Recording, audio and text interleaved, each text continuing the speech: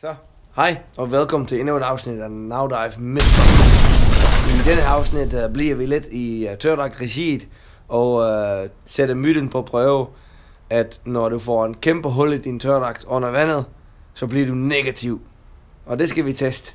I dag tager vi med Dive Master-kandidat, Dive Master-kandidat Jens i poolen, for at sætte den myte på prøve. Så det vi gør, vi sørger for, at Jens kommer til vi under vandet, og være afbalanceret og korrekt afvejet, og åbne lynlåsen og lade alle det dejlige poolvand ind i dragten. Og så kan vi se, hvad der sker der. Ja. Myten går ud på, at folk tror, at når man får et kæmpe hul i dragten, og mister al luft ud af dragten, at man bliver og kommer så meget vand i dragten, at man bliver så tung, at man synker. Men hvis man lige tænker over det, vand er jo vand, og vand er neutral i sig selv. Vandet synker jo ikke. Den er jo på samme sted, så vand inden for dragten vil jo ikke gøre, at du synker under vandet. Jo, det bliver lidt svært, sandsynligvis for Jens at komme op af vandet, op ad trappen, højst sandsynligt. Eller hvis man skulle klatre ind i en båd eller lidt eller andet, så ja, klart, så vil det være lidt tungere. Men vi mener i hvert fald ikke, at det har den større indflydelse på din opdrift. Det er eventuelt små mængder luft, du måtte have i dragten, som nu forsvinder, kan man sagtens kompensere for med vingen, hvis det gør, at det bliver en lille smule tungere. Grund til, hvorfor måske mange mennesker tror det, at det er desværre stadigvæk mange derude, der bruger deres tørdragt udelukkende som en kompensator, i stedet for deres BCD og deres vinge. Og der vil jeg helst henvise til vores forrige afsnit af Mythbusters, hvor vi har sat den myte på en prøve. Men lad os da hen til svømmehallen og se, om den er rigtig eller forkert. Jens er nu klar og ligger og venter på signalet fra kamerakvinden i det her tilfælde.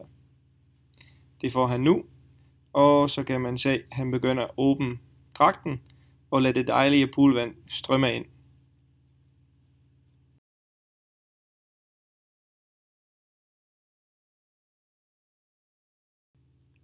Så, nu er dragten helt åben, og du kan se, at indtil videre har det ingen indflydelse.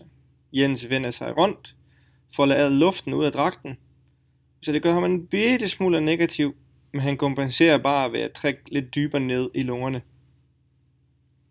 Nu giver han signale for at stige op, og han kan lave en langsom, kontrolleret opstigning, selvom dragten er helt flottet.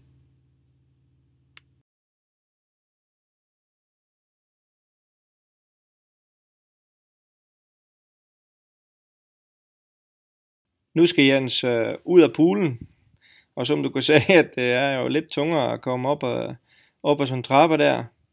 Og her skal vi lige vise, hvor meget vand der egentlig er tilbage i dragten. Det strømmer jo ud af dragten.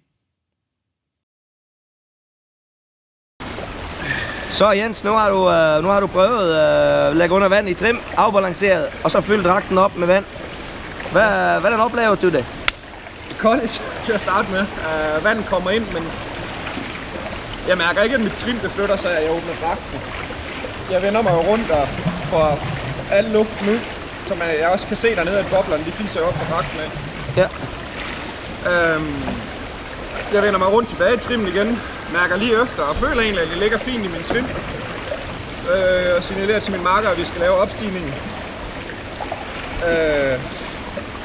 Var det som du forventede?